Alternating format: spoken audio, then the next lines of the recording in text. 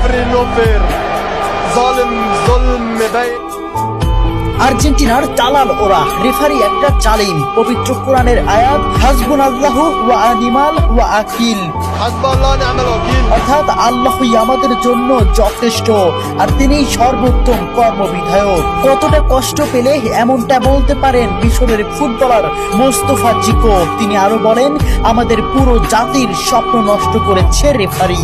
আর্জেন্টিনার দালাল ওরা, রেফারি একটা দেশের পুরো পরিশ্রমকে এক নিমিষেই নষ্ট করে দিলেন। ম্যাচের শুরু থেকেই তিনি আমাদের বিরুদ্ধে কাজ করেছেন। চোখের জলকে সঙ্গী করে আটালান্টার সবুজ ঘাসে পড়ে থাকেন মিশরের স্বপ্নবাজরা। ৩-২ গোলে শেষ তাদের বিশ্বকাপের যাত্রা। ম্যাচে ফ্রাসোয়া ল্যাটিক্সিয়া রেফারি হিসেবে দায়িত্ব পালন করেন। মিশরের একটি গোল বাতিলের পাশাপাশি ম্যাচের শেষ মুহূর্তে মোহাম্মদ সালার একটি ট্যাকেলও এড়িয়ে যান তিনি। দেখার প্রয়োজনও করেননি VAR। জানিয়ে রীতিমতো তুলপাড় ফুটবল বিশ্ব।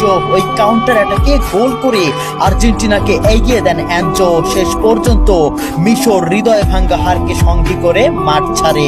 ম্যাচ শেষে সংবাদ সম্মেলনে রেফারির কড়া সমালোচনা করেন হোসাম হাসান। তার দাবি, মিশর ন্যায় বিচার পায়নি। একই অভিযোগ করেছেন মিশরের হয়ে গোল করা স্ট্রাইকার জিকো। মাঠেই সাক্ষাৎকার দিতে গিয়ে কান্নায় ভেঙে পড়ে রেফারির বিরুদ্ধে তীব্র ক্ষোভ প্রকাশ করেন এবং তাকে জালিম বলে আখ্যাও দেন।